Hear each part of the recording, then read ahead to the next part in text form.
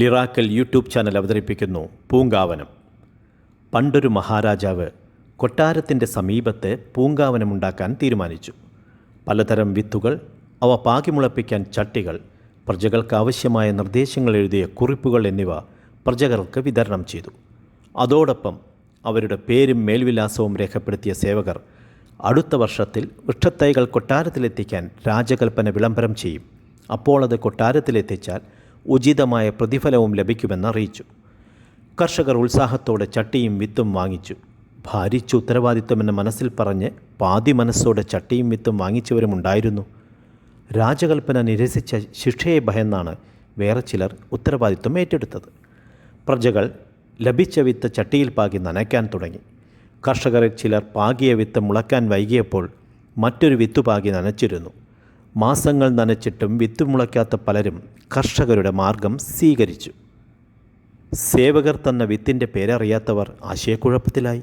ചിലർ വിത്ത് മാന്തിയെടുത്ത് അതുപോലെ മറ്റൊന്ന് ശേഖരിച്ച് വീണ്ടും ചട്ടിയിൽ പാകി നനച്ച് മുളപ്പിച്ചു. ഇത്തരം പ്രയോഗങ്ങൾ നാട്ടുകാർ പരസ്പരം കൈമാറ്റം ചെയ്തു. ചിലർ വിത്ത് വിൽപ്പനശാലയിൽ പോയി കണ്ടാലറിയുന്ന വിത്ത് വാങ്ങി ചട്ടിയിൽ പാകി പരിപാലിച്ചു. വൃക്ഷത്തൈകൾ വാങ്ങി നട്ടവരുമുണ്ടായിരുന്നു.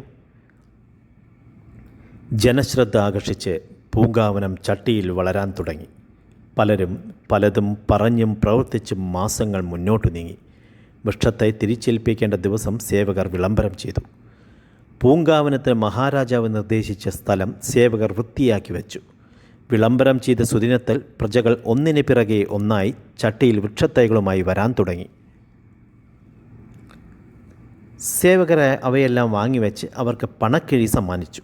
ചിലർ വൃക്ഷത്തൈകൾ നടാൻ സേവകരെ സഹായിച്ച് ആ സുദിനം മഹോത്സവമായി കൊണ്ടാടി വീട്ടിലേക്ക് തിരിച്ചുപോയി.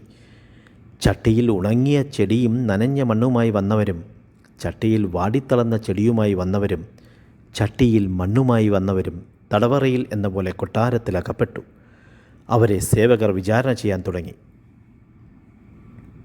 ചട്ടിയിൽ മണ്ണുമായി വന്നവനെ സൂക്ഷ്മ വിചാരണ ചെയ്യാൻ സേനാധിപൻ മറ്റൊരിടത്തേക്ക് കൊണ്ടുപോയി.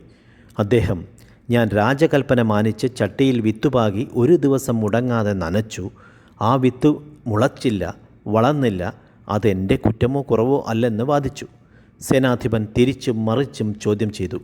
അദ്ദേഹം മറുചോദ്യം ചോദിച്ചും തർക്കിച്ചും തളരാതെ പ്രതികരിച്ചു. ചെടിയുമായി വന്നവരിൽ വിത്തുമാറ്റി മുളപ്പിച്ചവരും വൃക്ഷത്തൈ നട്ടവരും ഉണ്ടെന്ന വാദപ്രതിവാദം ഉന്നയിച്ചു. സേനാധിപന്മാർ അതെല്ലാം രേഖപ്പെടുത്തി വെച്ചു. പിറ്റേന്ന് സേനാധിപന്മാർ ചോദ്യം ചെയ്തപ്പോഴും അദ്ദേഹം രാജാവ് പറഞ്ഞതിൽ കൂടുതലും കുറവും ചെയ്തില്ല എന്ന വാദത്തിൽ ഉറച്ചു നിന്നു. ക്ഷമയുടെ നെല്ലിപ്പടി ഇളകിയ സേനാധിപന്മാർ ഒടുവിൽ അദ്ദേഹത്തിന് പരമാവധി ശിക്ഷ ലഭിക്കുന്ന വിധത്തിൽ രേഖകൾ തയ്യാറാക്കി മഹാരാജാവിനെ കൈമാറ്റം ചെയ്തു. അപ്പോൾ ലഭിച്ച രാജകൽപ്പന അവരെയെല്ലാം കൊട്ടാരത്തിലെ അതിഥി മന്ദിരത്തിലേക്ക് മാറ്റുക, കൊട്ടാരത്തിലെ വിനോദ വിജ്ഞാന കേന്ദ്രങ്ങളിൽ സ്വതന്ത്രമായി സഞ്ചരിക്കാൻ അനുവദിക്കുക, ഇഷ്ടപ്പെട്ട ഭക്ഷണം കഴിക്കാനും വിശ്രമിക്കാനും അവർക്ക് ആവശ്യമായ സൗകര്യങ്ങൾ ചെയ്തു കൊടുക്കുക എന്നെല്ലാമായിരുന്നു. മന്ത്രിമാർ, സേനാധിപന്മാർ, സേവകർ എന്നിവർക്കിടയിൽ രാജകൽപ്പന അഭിപ്രായ വ്യത്യാസമുണ്ടാക്കി. അത് വളർന്ന് പ്രതിഷേധ പ്രകടനമായി. പ്രശാന്തസുന്ദരമായ കൊട്ടാര അന്തരീക്ഷം കോലാഹലമയമായി. മഹാരാജാവ് എഴുന്നള്ളി ഈ പ്രശ്നം പരിഹരിക്കാൻ നാളെ പണ്ഡിത സദസ്സ് വിളിച്ചുകൂട്ടാൻ കൽപ്പിച്ചു. സേവകർ രാജകൽപ്പന വിളംബരം ചെയ്തു. പിറ്റേന്ന് പണ്ഡിത സദസ്സിൻ്റെ വിചാരണ കേൾക്കാൻ ജനലക്ഷങ്ങൾ വന്നെത്തി. ആ സദസ്സിൽ വെച്ച് മഹാരാജാവ് പൂങ്കാവനമുണ്ടാക്കാൻ സേവകർ പ്രജകൾക്ക് കൊടുത്ത വിത്തെല്ലാം വറുത്തിരുന്നു, അവയൊന്നും മുളയ്ക്കില്ല എന്നെനിക്ക് മാത്രം അറിയാവുന്ന രഹസ്യമായിരുന്നു. പ്രജകൾക്കിടയിൽ നിന്ന് ചതി, വഞ്ചന, കളവ്, കാപട്യം എന്നിവ ഒന്നും ഇല്ലാത്ത പ്രജയെ കണ്ടെത്താൻ പ്രയോഗിച്ച തന്ത്രമാണിത് എന്ന് വ്യക്തമാക്കി. ചട്ടിയിൽ നനഞ്ഞ മണ്ണുമായി വന്ന പ്രജയെ സദസ്സിൽ വെച്ച് മഹാരാജാവ് പ്രധാനമന്ത്രിയായി നിയമിച്ചു. ഉണങ്ങിയതും വാടിയതുമായ ചെടികൾ കൊണ്ടുവന്നവർക്ക് പണക്കിഴിയും പ്രോത്സാഹന സമ്മാനവും വീട്ടിൽ പോകാൻ അനുവാദവും കൊടുത്തു. അതോടെ കോലാഹലമയമായ അന്തരീക്ഷം വീണ്ടും പ്രശാന്ത സുന്ദരമായി. രാജകൽപ്പന വ്യക്തിതാൽപര്യമനുസരിച്ച് വളച്ചൊടിച്ച് വികൃതമാക്കാത്ത പ്രധാനമന്ത്രിയെ കണ്ടെത്താൻ മഹാരാജാവ് പ്രയോഗിച്ച തന്ത്രമാണ് ഈ കഥ. ലളിതമായ ഇത്തരം തന്ത്രങ്ങൾ പ്രയോഗിച്ചാണ് രാജഭരണകാലത്ത് അനേകം പ്രതിസന്ധികൾ സമൂഹത്തിൽ നിന്ന് വേരോടെ പിഴുത് എറിഞ്ഞിരുന്നത്.